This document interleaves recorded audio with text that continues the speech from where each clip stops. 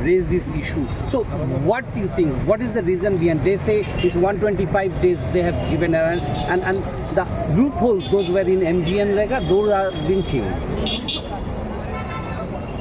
The pujaris of Nathuram Godse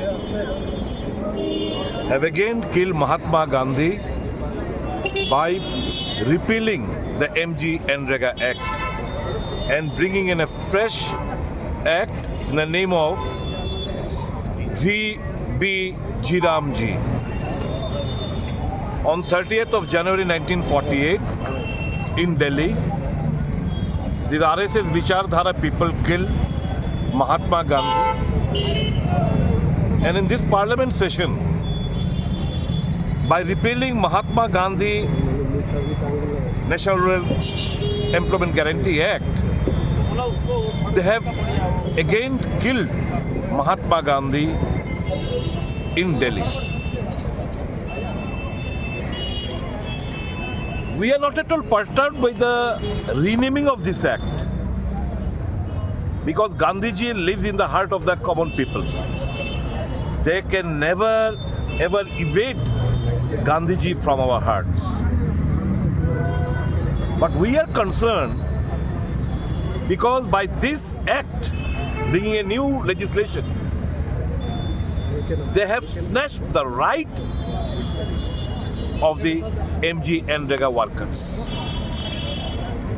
The demand that is to be made by the workers, कि हमको काम चाहिए, that have been snatched away by these RSS Vichardhara people, the BJP. For an eyewash, they have started saying हमने 125 दिन, 100 से 125 दिन का काम किया. Can I not ask them humbly? Why have you decreased the allocation of the central government fund to the tune of 60%? Most of the states have to bear the extra burden of 40% of the money of the MG Nrega, which earlier in the MG Nrega Act, it was 90% by the central government, 10% by the state government. Obviously, it is an additional burden upon the states. Now, कटौती कहाँ पे होगा? कटौती number of days पे होगा. कांग्रेस का मांग क्या था? 200 दिन का काम और मिनिमम वेजेस 500 रुपये बढ़ाने के लिए. लेकिन वो लोग तो आइन को ही खत्म कर दिया और नया आइन लाया V.B. Jiramji. By this, they have snatched the right of the laborers and workers, और इससे ग्रामीण जो अर्थव्यवस्था ये चूरमार हो जाएगा.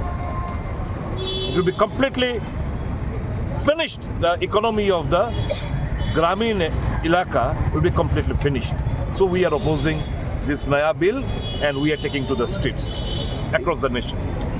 Thank you.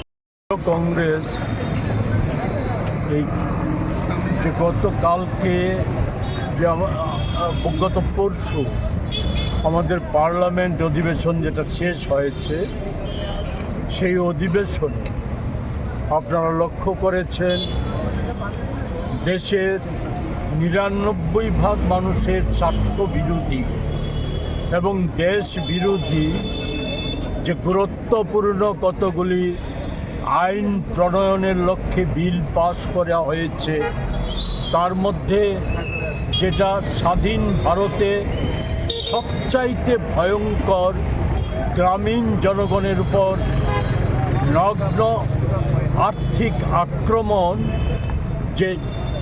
যেটা মৌলিক অধিকার হিসাবে মহাত্মাজির গ্রাম স্বরাজের স্বপ্ন হিসাবে আমাদের দেশে 2005 সালে সোনিয়া গান্ধীজির তৎপরতায় মনমোহন সিংজির নেতৃত্বে যে MGNREGA, যেটা আমাদের গ্রামীণ জনগণের অন্তত বছরে 100 দিনের কাজের মৌলিক অধিকার হিসাবে স্বীকৃতি পেয়েছিল, তার পরবর্তী দিনগুলিতে দেশব্যাপী আমাদের জাতীয় কংগ্রেস সহ বিজেপি বিরোধী প্রায় সব কয়টা দল, এমনকি বিজেপিরও দাবি ছিল আমাদের রাজ্য সহ যে রেগার কাজ 200 দিনের করা, মজুরি বৃদ্ধি করা।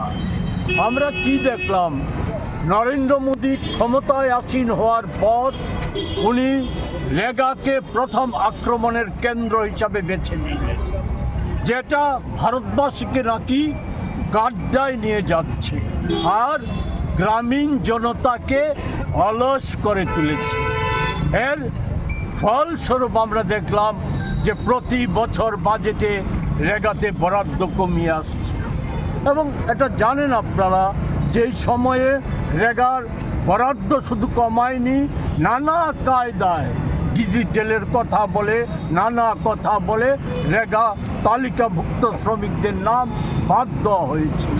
আমাদের রাজ্য প্রায় 9 লক্ষের মতো রেগা শ্রমিকের নাম বাদ দেওয়া হয়েছে, যাদের একটা বড় অংশ হচ্ছে আদিবাসী মহিলা।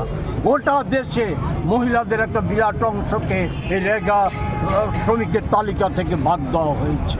এবং রেগার মজুরি কেন্দ্রীয় সরকার যে আটকিয়ে রেখেছে, সরকারি তথ্যে 9,300 কোটি টাকার মতো মজুরি আটকিয়ে রেখেছে। এই জায়গায় দাঁড়িয়ে যেটা আমরা লক্ষ্য করলাম, এখানে যে মহাত্মাজি নামে যে আইনটা প্রণয়ন করা হয়েছিল, জাতির পিতা, সে জাতির পিতার হত্যাকারীর নামকরণে যে আইনটা আনা হয়েছে, এটা কার্যত গ্রামীণ জনতাকে ধ্বংস করে দেওয়ার, তাদের কাজ কেড়ে নেওয়ার আইন বলেই এটা আখ্যায়িত করেছি আমরা। এই আইন বাতিল করতে হবে। এই আইনে যে 125 দিনের কাজের কথা বলা হয়েছে, এটা প্রতারণা ছাড়া, মোদিজির যে 11 বছরে যে জালিয়াতি প্রতারণা, সেই প্রতারণার অংশ ছাড়া আর কিছুই নয়। সেই জায়গায় দাঁড়িয়ে আমরা গোটা দেশে আমরা মানুষকে সংগঠিত করছি, আওয়াজ তুলছে যে এই আইন বাতিল করতে হবে। এটা যে মৌলিক অধিকার, যে স্বীকৃতিগুলি ছিল এই আইনে, তার কিছুই নেই। এবং এই আইনে যেই পদ্ধতিতে এই আইন তৈরি করা হয়েছে, এটা রেগা এই অল্প সময়ের মধ্যেই বন্ধ হয়ে যাবে। এমনতর জায়গায় দাঁড়িয়ে আমরা বিশ্বাস করি, এটাও বিশ্বাস করি যে লড়াই করেই শুধু মোদিকে পরিবর্তন করা যাবে না, কারণ এটা হচ্ছে আরএসএস, বিজেপি এবং মোদি শাহদের কর্পোরেট এবং সাম্প্রদায়িক শক্তির যে আঁতাত, সেই আঁতাতেরই অংশ। ফলে এই পরিকল্পনা থেকে দেশকে রক্ষা করতে গেলে পরে মোদি সরাও, মোদি হটাও যে সংগ্রাম, সেই সংগ্রাম সারা দেশে যে চলছে, সেই সংগ্রাম আমাদের রাজ্য শক্তিশালী করতে হবে। সেই শক্তিশালী করার লক্ষ্যে আমরা কংগ্রেস গোটা দেশের ন্যায় রাজ্য পথে